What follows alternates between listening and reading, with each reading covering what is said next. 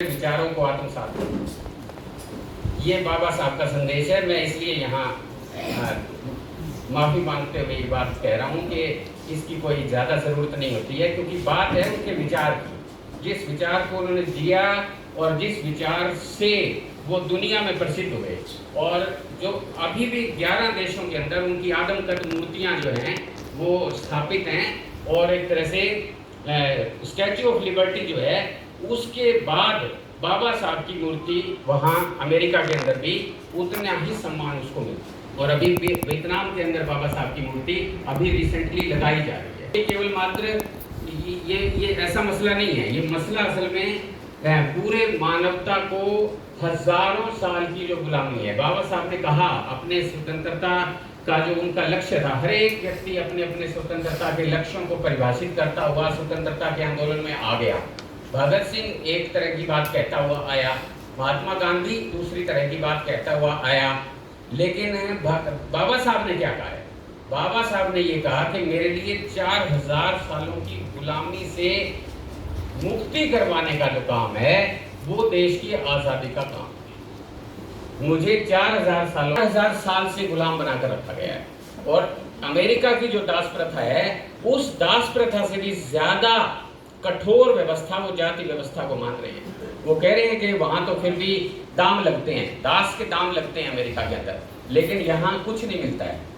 यहाँ जाति व्यवस्था जो है वो जन्म से ही अपने आप उस व्यक्ति को गुलाम के श्रेणी में डाल देती है और उससे स्वीकार करवा लेती है। वो मान जाता है कि हाँ मैं गुलाम हूँ, क्योंकि मेरे पिछले जन्मों का कर्मों का फल मुझे मिल रहा है, और ये तो मुझे आराम से, ईमानदारी से, सच्चाई से इसको भुगत ही लेना चाहिए। तो इस प्रकार के कारण से ये जो उनका अध्ययन था हिंदू धर्म के अंदर, जिस प्रकार से जाति असल में बंधी हुई है उसकी ही संतान है। इसके कारण से जो उन्होंने बाद में जाके बौद्ध धर्म अपनाया, 1936 के अंदर ही बाबा साहब ने ये बात घोषणा कर दी थी कि मैं हिंदू होके नहीं मरूंगा, मेरा जन्म हिंदू होके बेशक हुआ है, लेकिन अभी मैं धर्म का परिवर्तन करूंगा। और ये परिवर्तन हुआ फिर 1956 में। 6 लाख के लोग करीब लोग थे, उनके साथ, उन अनुयायियों के साथ उन्होंने बौद्ध धर्म को अपना लिया, क्योंकि वो जाति व्यवस्था को हिंदू धर्म के साथ बंधी हुई व्यवस्था मानते हैं। वो उससे अलग नहीं है बिल्कुल भी किसी प्रकार से। इस कारण से वो इसकी आलोचना करते हैं। अब ये जो बाबा साहब हैं ये असल में भारतीय संविधान किस प्रकार का देंगे ये तो हम समझ ही गए, आधी बात तो हो ही चुकी है। कैसा भारतीय संविधान देंगे? इस संविधान के अंदर तो पहली बात तो ये हो ही जाएगी कि भारत का हर व्यक्ति आएगा इसके अंदर, छूटेगा नहीं कोई, क्योंकि बाबा साहब तो इसी संघर्ष से बने थे। मनुष्य की गरिमा की बात उनके दिमाग के अंदर, दिल के अंदर समाई हुई थी।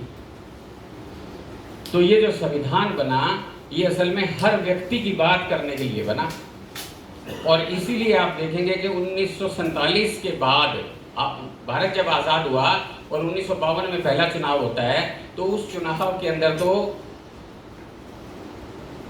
पूरे देश के अंदर सभी लोग 21 साल से ऊपर जो हैं वो मतदाता हैं। 21 साल के ऊपर के व्यक्ति मतदाता हैं। 1950 में वहाँ कोई अंतर ही नहीं है, जबकि उस समय तक अमेरिका के अंदर महिलाओं को अधिकार नहीं है।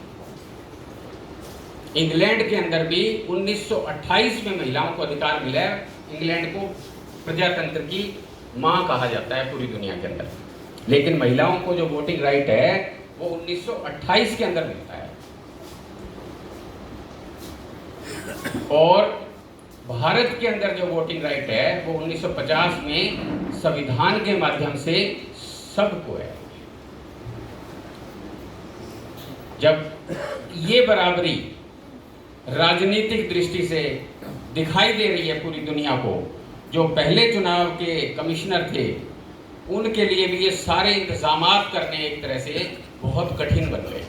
दूर दराज के इलाकों तक मतदान की एक तरह से पूरी की पूरी एक प्रकार से जो योजना बनाई गई, उस योजना के जरिए जो अंतिम आदमी को एहसास करवाया गया कि आप भारत के नागरिक हो, ये हजारों साल के बाद पहली बार हो रहा था।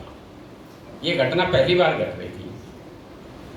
लेकिन बाबा साहब ने कहा कि ये राजनीतिक बराबरी तो आ गई, संविधान के बाद साथ में मैं जोड़ूंगा, लेकिन वो ये कह रहे हैं कि ये आधा काम हुआ है, अभी लड़ाई बाकी है। और उन्होंने कहा कि वो लड़ाई, मुझे उम्मीद है कि मेरे देश की आने वाली पीढ़ियां उस लड़ाई को लड़ेंगी।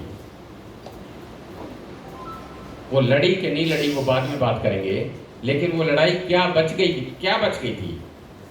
वो लड़ाई ये बच गई थी कि सामाजिक बराबरी और आर्थिक असमानता को कम करना, आर्थिक गैर बराबरी को कम करना, ताकि लोकतंत्र जो है वो फले फूले, लोकतंत्र विकसित हो, लोकतंत्र आगे। बाबा साहब ने ये बात कही कि राजनीतिक स्वतंत्रता, केवल मात्र राजनीतिक बराबरी, वोट दे दिया, एक वोट एक व्यक्ति एक मूल्य, ये कह दिया गया, लेकिन उन्हें इस बात का एहसास है, पूरा जानकारी है, पूरा विश्वास, इससे केवल मात्र प्रजातंत्र पूरा नहीं होता। प्रजातंत्र तो अधूरा ही रहेगा, क्योंकि उसके अंदर सामाजिक गैर बराबरी हमारे देश में है और साथ में आर्थिक रूप से असमानता है। तो इन दोनों प्रकार की असमानताओं को भी खत्म करना है, ये बाबा साहब ने भारत के संविधान के अंदर दर्ज किया। भारत के संविधान में 395 अनुच्छेद हैं।